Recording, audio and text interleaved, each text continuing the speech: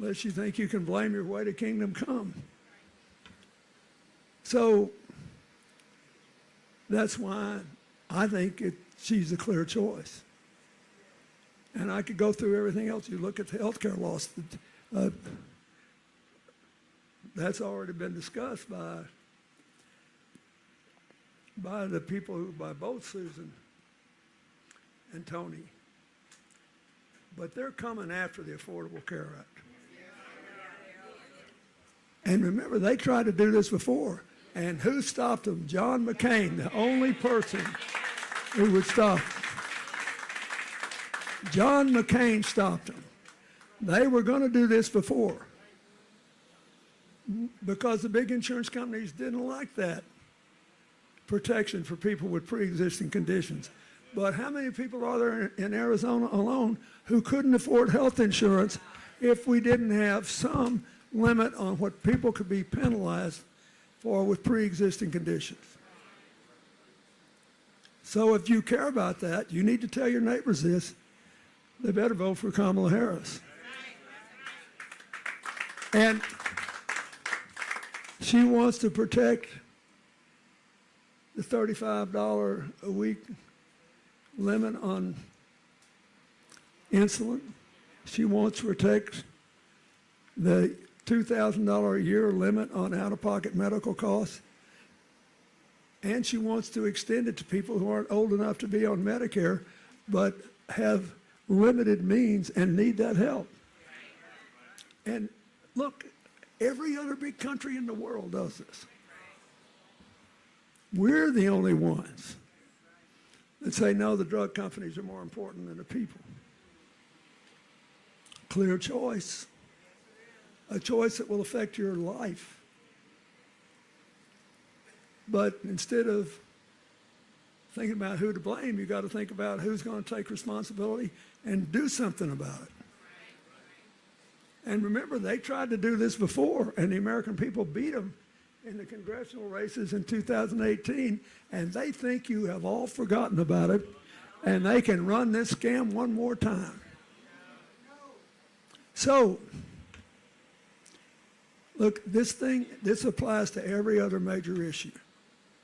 But if you don't remember anything else, just remember, if you can get every person you know who hasn't voted, who's trying to make up their mind, to know the difference in her position and Trump's position on these cost of living issues, these health care issues, it may make all the difference in the world. Look, I'm really worried about our democracy.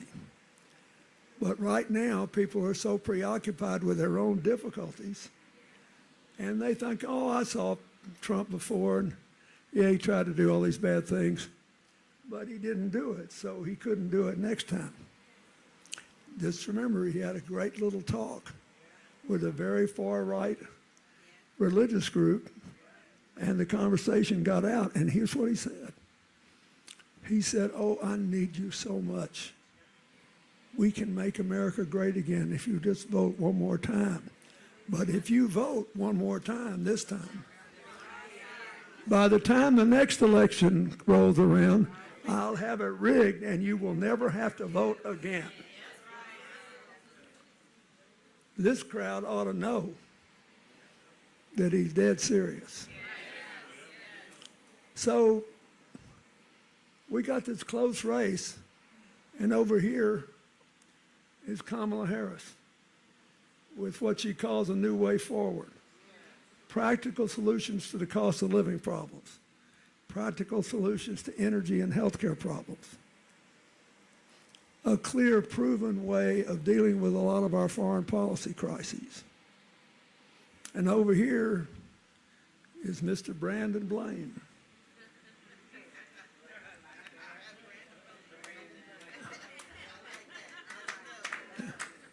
Right?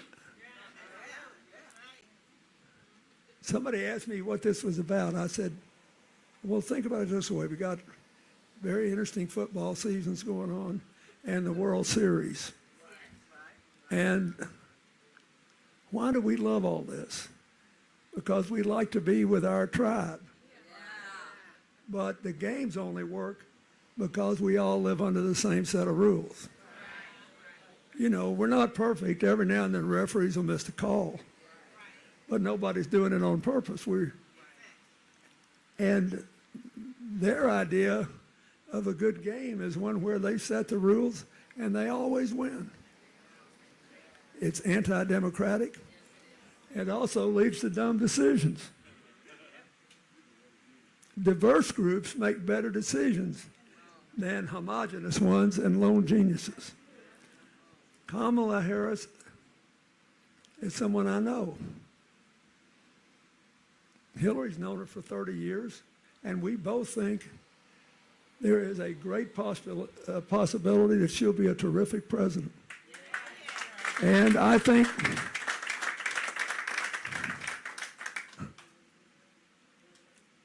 I'm one of the few people who believes he knows both candidates well. And for years, I had a very good relationship with President Trump.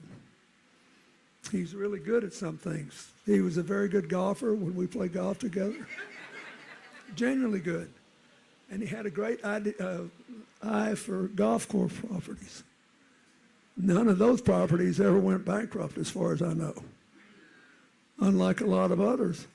But when it comes to politics, he believes good politics is total domination. That's what he thinks is good. When he got to be president last time, he thought he was supposed to just tell people what to do and they'd say yes, whatever it was. And now he thinks he's found a way to do it.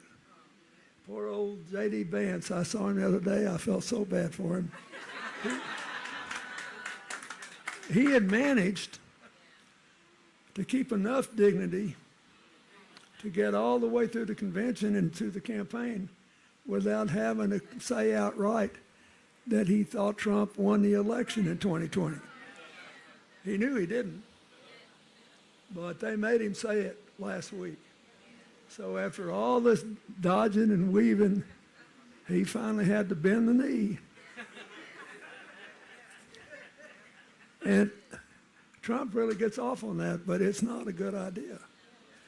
I asked people who work for me to tell me what I did not want to hear if I needed to hear it.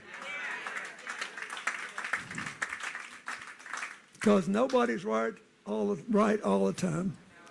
A broken clock's right twice a day. And we all spend our fleeting lives trying to get as far away from the broken clock score and as near perfect as we can, and we're never going to get there. We know that. Folks, this country is so good, and our assets are so many, and our people can do anything, but they need to be free, not put in chains. So I'm pleading with you, every one of you. You know this race is tight as a tick. You know you can win. You know you can win. It depends on how bad you want it. And I'm telling you, she's worth the effort, and you'll be proud of this for the rest of your life if you do it. God bless you.